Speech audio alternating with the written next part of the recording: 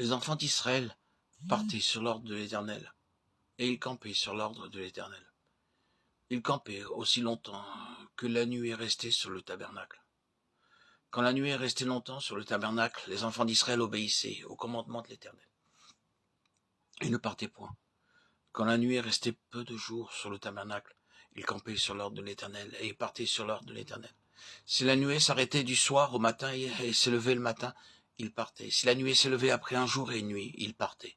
Si la nuée s'arrêtait sur le tabernacle 2 jours, ou 1 mois, ou une année, les enfants d'Israël restaient campés et ne partaient point. Et quand elle s'élevait, ils partaient, ils campaient sur l'ordre de l'Éternel. Et ils partaient sur l'ordre de l'Éternel. Ils obéissaient au commandement de l'Éternel sur l'ordre de l'Éternel par Moïse. Livre des Nombres, chapitre 9, 18-23. Ainsi, tout leur mouvement était gouverné par cette nuée. Ils n'étaient pas gouvernés par leur propre sagesse, par leur propre intelligence ou par les bons conseils des autres. Dieu nous enseigne ainsi que pour expérimenter, pour connaître cette gloire, nous devons rester continuellement sous son autorité, son gouvernement. Car ce qu'avaient connu Moïse et le peuple n'était que l'ombre de ce qui devait être réalisé spirituellement plus tard dans la maison de Dieu. Lesquels célèbrent un culte, image et ombre des choses célestes, selon que Moïse en fut divinement averti, lorsqu'il allait construire le tabernacle. Et soin lui fut-il dit de faire tout d'après le modèle qu'il t'a été montré sur la montagne. Hébreux 8.5.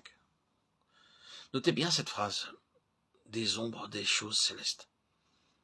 Les choses qui se produisaient du temps de Moïse n'étaient que des ombres annonçant des réalités spirituelles à venir, qui se réaliseraient du temps du Seigneur Jésus-Christ. Pour Moïse, il a été fidèle dans toute la maison de Dieu, comme serviteur, pour rendre témoignage de ce qui devait être annoncé. Mais Christ l'est comme fils sur sa maison, et sa maison, c'est nous.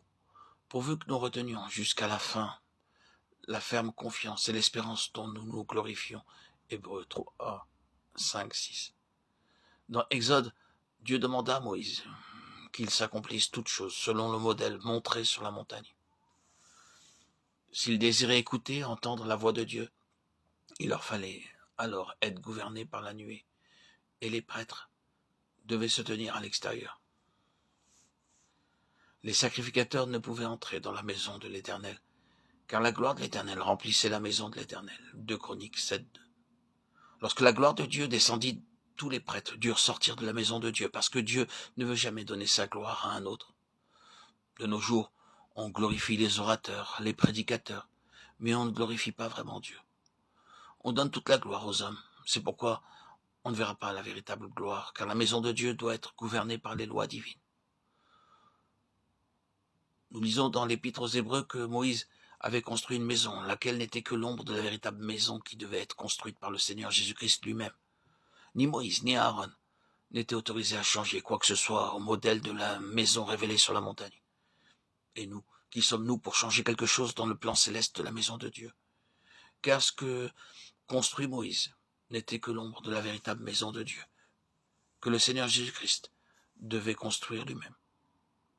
Mais Christ l'est comme fils sur sa maison, et sa maison, c'est nous, pourvu que nous retenions jusqu'à la fin la ferme confiance et l'espérance dont nous nous glorifions. C'est pourquoi, selon ce que dit le Saint-Esprit, aujourd'hui, si vous entendez sa voix, n'endurcissez pas vos cœurs, comme lors de la révolte. Hébreux 3, 6, 8. Dans ces quelques versets, nous voyons de quelle gloire Dieu veut maintenant remplir sa maison.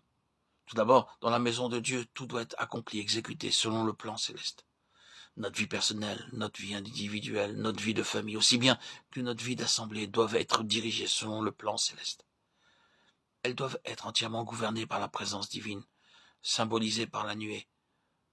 Notre oreille doit être sensible pour entendre et enregistrer la voix de Dieu. Tout ce qui est de l'homme doit être gardé à l'écart et en dehors de la maison de Dieu. Ce n'est que dans une église de ce genre que vous pourrez rencontrer et voir la gloire de Dieu.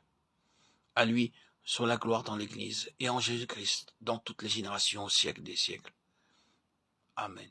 Éphésiens 3, 21.